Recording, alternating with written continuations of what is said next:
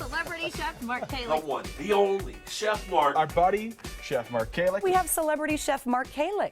Hi everyone, this is Chef Mark with Appliance Factory Fine Lines, and I'm here with your Dial of Chef questions. I had somebody send in a great question, and this question is from Mildred. It says, I have a very small convection oven. It came new with absolutely no directions on how to operate it. I never know how long to cook a recipe or what temp to use. Could you help me? Thank you. I'm happy to help.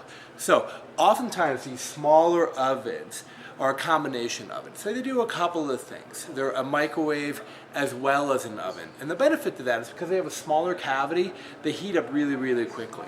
Oftentimes some of the ones like this profile, GE profile oven, you don't have to preheat at all.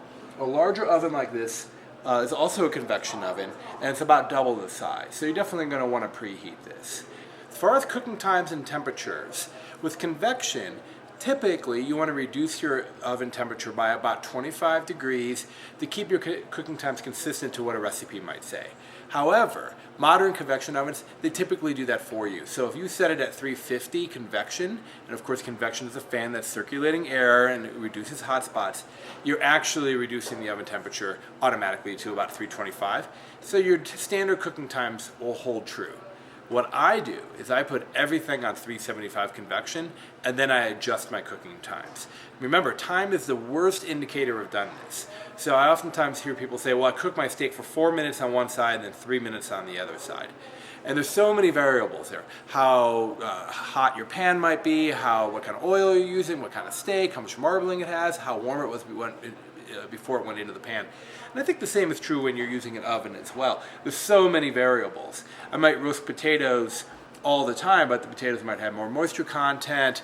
Maybe I have more seasoning and oil on them before I add them into my oven. Maybe my oven was preheated more. So what I like to do is choose a temperature, 375, and I choose a setting, convection, and I cook everything on that. And I adjust my time like this. Let's say it says 45 minutes for roasted potatoes. I set my time for about half the amount of time, so maybe 25, maybe even 30 minutes, and then I check it. Now look, I'm like, are those done? How do I know when they're done? When they're golden brown delicious, GBD.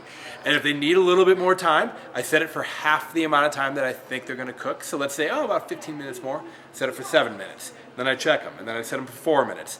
Then I just kind of keep track, and then I write in there. Convection, 375, and you know what? They actually took 38 minutes instead of 45 minutes. Having your recipes cook faster is definitely a benefit of convection, and I understand for some people that could be a little tricky because they're used to having recipes be really, really standard.